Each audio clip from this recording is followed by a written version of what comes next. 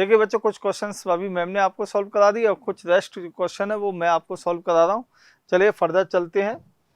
और क्वेश्चन ये है, the boiling point of the 3 isomeric pentanes है ये pentanes follow the order N pentane, isopentane, neopentane. देखो बेटा, एन पेंटीन का अगर आप स्ट्रक्चर बनाओगे तो एन पेंटीन का स्ट्रक्चर बनता है अपने पास ये, आइसोपेंटीन का स्ट्रक्चर बनेगा अपने पास ये वाला, और नियोपेंटीन का स्ट्रक्चर बनेगा बेटा अपने पास ये वाला। ठीक है, देखिए एक कॉन्सेप्ट होता है, बॉइलिंग पॉइंट डायरेक्टली प्रोपोर्शनल होता है मॉलिक्यूलर वेट के, और बॉइलिंग पॉइंट इनवर्सली प्रोपोर्शनल होता है ब्रांचिंग के। क्योंकि ब्रांचिंग इसलिए होता है बेटा कि सरफेस एरिया पे डिपेंड करता है।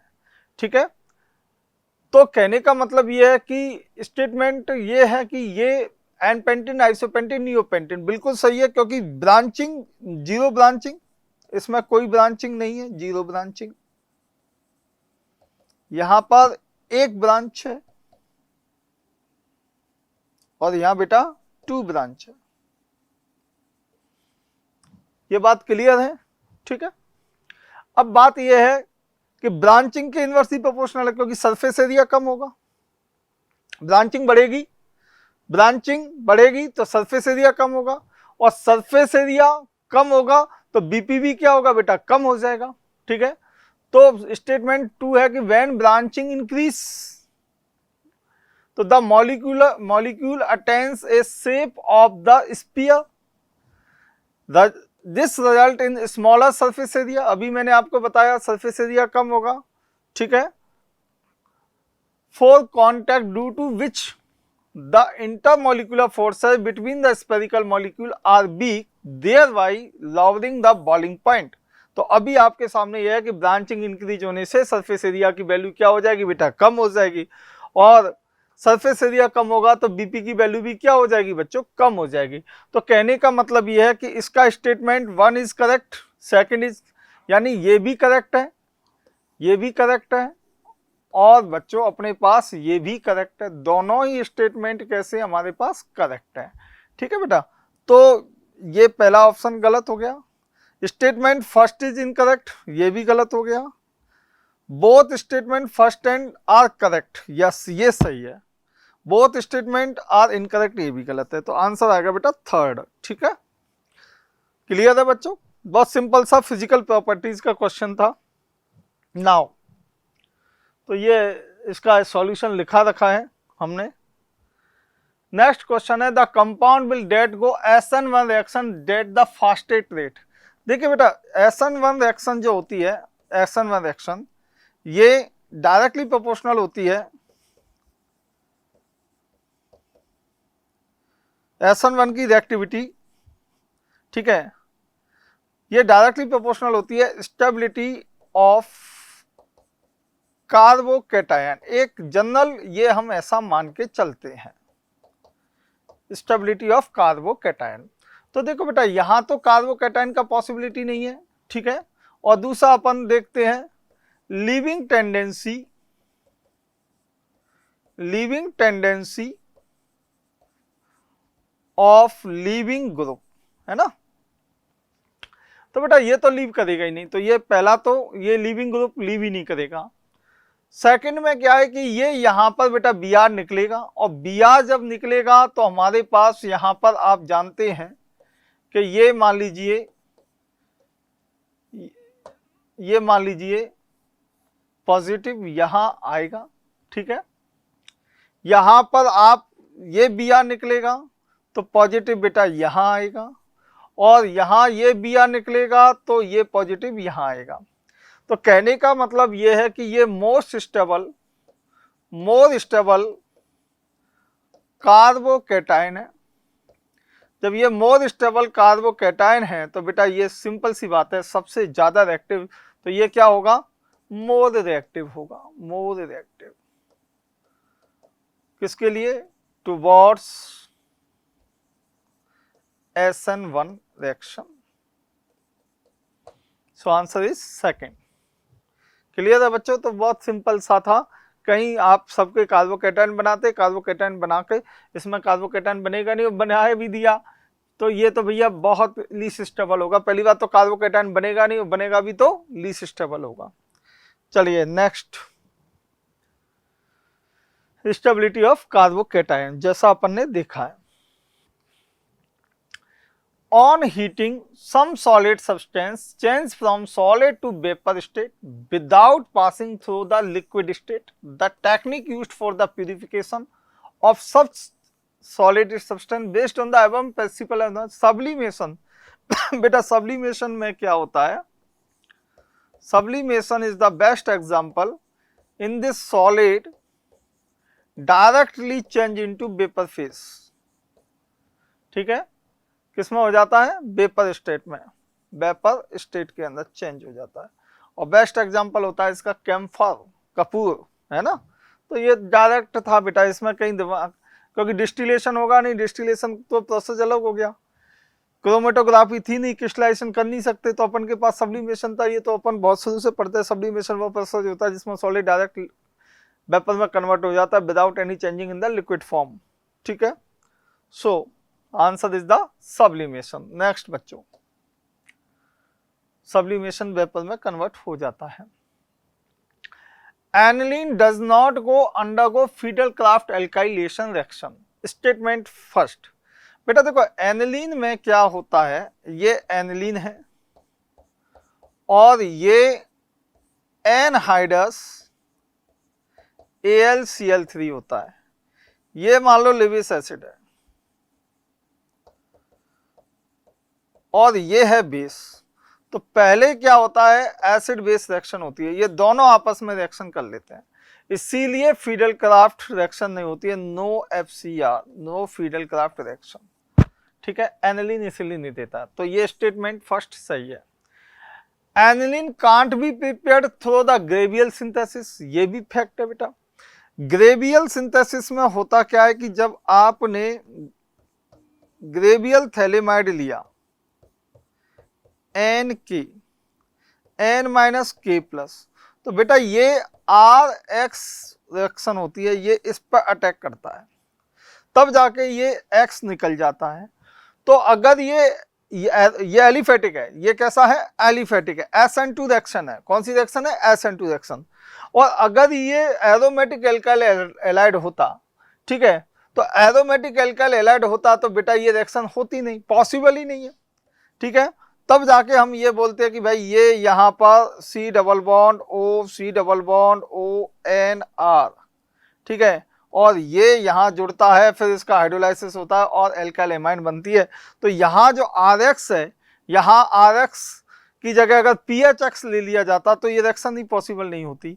तो इसीलिए यहाँ पर बात कहने की इतनी सी है, बात इतनी सी है कि यहाँ पर हम जो यूज कर रहे हैं वो यूज क्या कर रहे हैं, यहाँ पर जो यूज किया जा रहा है वो बेटा RX के कारण। तो ये स्टेटमेंट सेकंड भी सही है। तो स्टेटमेंट ये भी ट्रू है और ये भी ट्रू है, दोनों ही ट्रू है। तो बोथ स्टेटमेंट आर ट्रू, मतलब थर्ड आंसर इसका बन जाएगा। क्लियर है बेटा। तो बड़ा सिंपल सा क्वेश्चन था। Solution form complex with the catalyst AlCl Friedel Crafts alkylation which is deactivating the benzene ring for the further electrophilic substitution prepared Gabriel Thalamide for the preparation of aniline using haloarine in which carbon halogen bond partially double bonded which is not easily breakable। Simple सी बात है, ये जो आपको अभी मैंने बताया उसका ये सॉल्यूशन भी है। चलिए बच्चों next, most stable carbocation among the following is. देखो बेटा अगर आप स्टेबिलिटी के बारे में बात करें कैटायन की, तो number of alpha hydrogen check कर लो फॉर स्टेबिलिटी ऑफ कार्बोकेटायन, ये सबसे बेस्ट तरीका होता है। अब आपने ये कार्बन देखा, ठीक है, ये तो केवल कितना हाइड्रोजन है इसके पास, एक अल्फा हाइड्रोजन है। इसके पास कितने बेटा, 2 अल्फा हाइड्रोजन यहाँ है, 2 अल्फा हाइड्रोजन यहाँ है और 3 अल्फा हाइड्रोजन यहाँ है। तो टोटल कितने हो गए, 7 अल्फा हाइड्रोजन हो गए। इसके पास कितने हो गए बेटा, 2 अल्फा हाइड्रोजन यहाँ है और 1 अल्फा हाइड्रोजन यहाँ है, तो टोटल कितनी है, 3 अल्फा हाइड्रोजन है। इसके पास कितने हो गए बेटा, 3 अल्फा हाइड्रोजन ये है, 2 अल्फा हाइड्रोजन ये है, तो 5 अल्फा हाइड्रोजन है। तो more alpha hydrogen more stability, so the answer is second, hyperconjugation effect लगेगा। ठीक है, चलिए आगे, नंबर ऑफ अल्फा हाइड्रोजन वही है 7। देखिए बेटा KMnO4H+P मेजर प्रोडक्ट पूछा है, तो सिंपली बात ये है कि जब आपने CH डबल बॉन्ड CH और ये कंपाउंड का ध्यान से देखना, KMnO4 एसिडिक मीडियम से ऑक्सीडेशन किया, एसिडिक मीडियम में ऑक्सीडेशन किया, तो बेटा ये बॉन्ड जो है ये यहाँ से ब्रेकेबल हो जाता है। ब्रेकेबल होता है, और अगर हम डायरेक्ट मेथड कहते हैं तो भाई ये जो है ये 2 मोल C double bond CH double bond O में कन्वर्ट हो जाएगा। पहले एल्डिहाइड होगा, ये स्ट्रॉन्ग ऑक्सीडाइजिंग एजेंट है, स्ट्रॉन्ग ऑक्सीडाइजिंग एजेंट है, इसीलिए एल्डिहाइड का फर्दर ऑक्सीडेशन करेगा। और एल्डिहाइड का फर्दर ऑक्सीडेशन क्या होता है बेटा, हमारे पास C double bond OOH acid में हो जाता है। तो आपका आंसर बेटा यहाँ पर 4th आएगा। ये पॉसिबल नहीं है, ये पॉसिबल तब होता जब वेयर्स रीएजेंट होता। ठीक है बेटा, और ये तो वैसे भी स्ट्रक्चर पॉसिबल नहीं है, तो आंसर अपने पास 4th आएगा। तो ये एक सिंपल सा तरीका था, डबल बॉन्ड तोड़ो, ऑक्सीजन जोड़ो, जैसा फिर वहाँ एल्डिहाइड का भी फर्दर ऑक्सीडेशन एसिड में हो जाता। तो देखो बेटा ये बना रखा है, और ये डायरेक्ट मैडम ये डायरेक्ट अपन ने इसको बना रखा है। चलिए CH2I NaCN OH hydro P NaNH2Br, देखो बेटा CH3 CH2 CH2I और ये NaCN का मतलब हुआ SN2 रिएक्शन मान लो अपन ने की, तो SN2 आयोडी निकलेगा, और हमारे पास क्या बनेगा, CH3 CH2 CH2 और CN। ठीक है, सेकंड ये बन गया A। अब A का वो कह रहा है पार्शियली हाइड्रोलाइसिस करें बेसिक मीडियम में, पार्शियली हाइड्रोलाइसिस।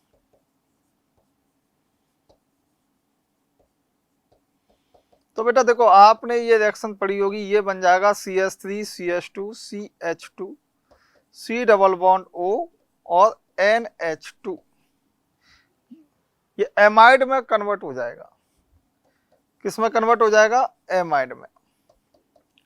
और एमाइड का फिर वो कह रहा है NaOH बेस प्लस ब्रोमीन, ये रिएक्शन कौन सी होती है, हॉफमान ब्रोमीमाइड रिएक्शन। कौन सी, देखिए बच्चों कुछ क्वेश्चंस अभी मैम ने आपको सॉल्व करा दिए, और कुछ रेस्ट क्वेश्चन है वो मैं आपको सॉल्व करा रहा हूँ। चलिए फर्दर चलते हैं, और क्वेश्चन ये है the boiling point of the 3 isomeric pentanes है ये, pentanes follow the order N pentane, isopentane, neopentane. देखो बेटा एन पेंटीन का अगर आप स्ट्रक्चर बनाओगे तो एन पेंटीन का स्ट्रक्चर बनता है अपने पास ये, आइसोपेंटीन का स्ट्रक्चर बनेगा अपने पास ये वाला, और नियोपेंटीन का स्ट्रक्चर बनेगा बेटा अपने पास ये वाला। ठीक है, देखिए एक कॉन्सेप्ट होता है बॉइलिंग पॉइंट डायरेक्टली प्रोपोर्शनल होता है मॉलिक्यूलर वेट के, और बॉइलिंग पॉइंट इनवर्सली प्रोपोर्शनल होता है ब्रांचिंग के। क्योंकि ब्रांचिंग इसलिए होता है बेटा कि सरफेस एरिया पे डिपेंड करता है। ठीक है, तो कहने का मतलब ये है कि स्टेटमेंट ये है कि ये एन पेंटीन, आइसोपेंटीन, नियोपेंटीन बिल्कुल सही है, क्योंकि ब्रांचिंग जीरो ब्रांचिंग, इसमें कोई ब्रांचिंग नहीं है, जीरो ब्रांचिंग। यहां पर एक ब्रांच है और यहां बेटा 2 ब्रांच है। ये बात क्लियर है। ठीक है, अब बात यह है कि ब्रांचिंग के इनवर्सली प्रोपोर्शनल है, क्योंकि सरफेस एरिया कम होगा, ब्रांचिंग बढ़ेगी तो सरफेस एरिया कम होगा, और सरफेस एरिया कम होगा तो बीपीवी क्या होगा बेटा, कम हो जाएगा।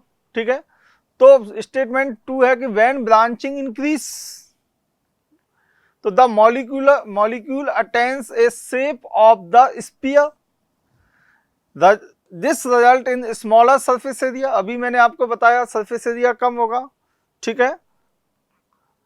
For contact due to which the intermolecular forces between the spherical molecule are weak, thereby lowering the boiling point.